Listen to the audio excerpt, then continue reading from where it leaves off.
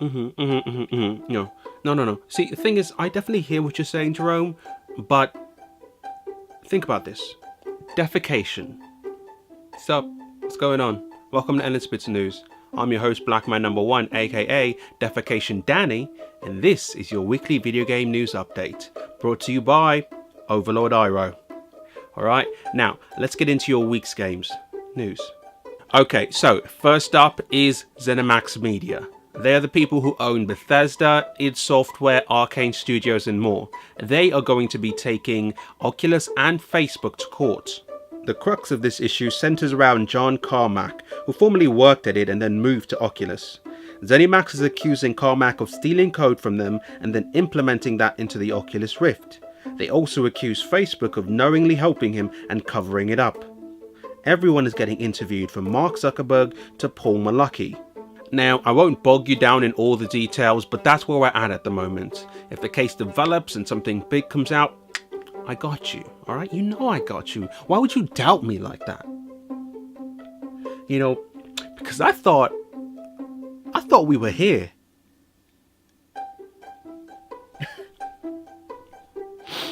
Wow. That's what's hot in the streets, right? That's what's hot in the streets now, huh? Okay.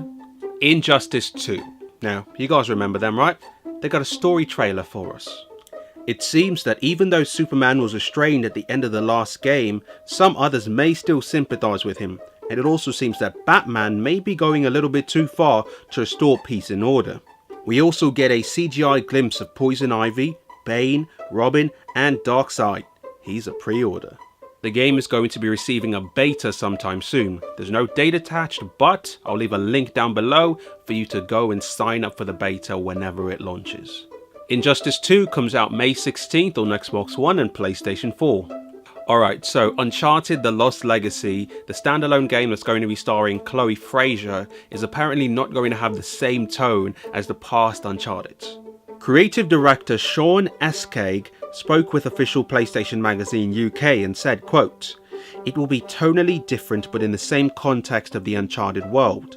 India's got really nice iconography, hidden temples and weird deities we can play off, so it's a perfect setting for Uncharted The Lost Legacy." End quote. Don't really know what he means by weird deities, but okay, I'll let it pass. Then, game director Kurt Marginau also added, quote, "I would say we're going a little more wide this time. I don't want to give too much away, but it's going to be something we're excited about on the gameplay side. This kind of contrast of an urban setting and a rural setting.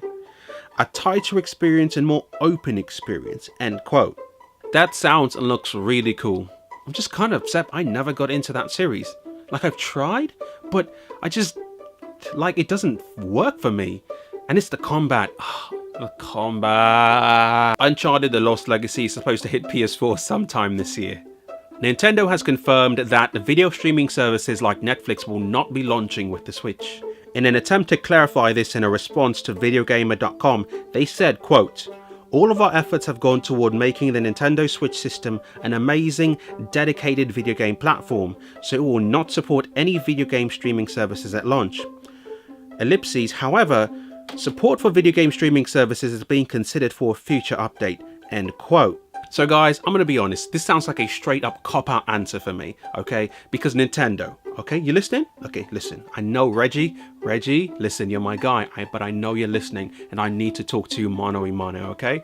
This is it. Your launch lineup is pretty slim, okay? Now, your additional items, their prices are kind of pushing it, okay? And now you're going to launch with none of the video streaming services that a lot of people use? Come on, man. What? What is that? This is supposed to be the rebirth of Nintendo. Come on now. One caveat though, they did say that it's, quote, being considered for a future update, end quote.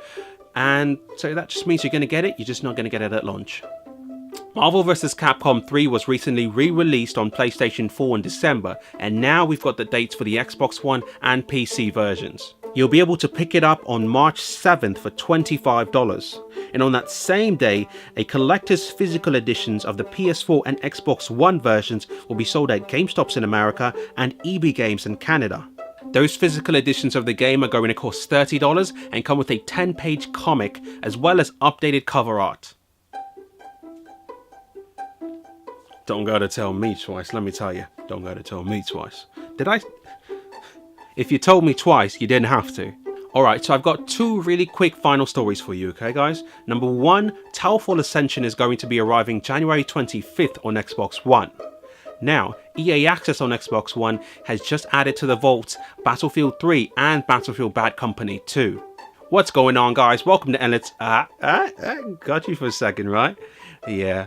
Yep, this is the end of the episode. I will see you guys next week. My name is Blackman number 1, aka Definition Denny, and this is run by Overlord Iro. And Jerome has toes like a horse. This is your weekly video game news spot. I will see you next week.